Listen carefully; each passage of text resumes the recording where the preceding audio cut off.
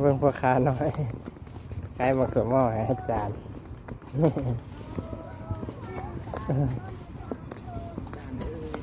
อาจารย์เอ้ยเดี๋ยว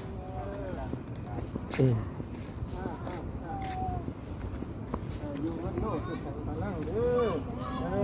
เริ่มเป็นเริ่มทำโชคดีนี่ใช่โชคดีนี่ง่ายมีขึ้นไปครับ นิ่งหลังนิ่งหลัง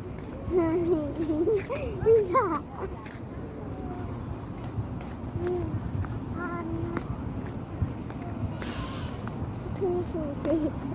อู้พ่อทาย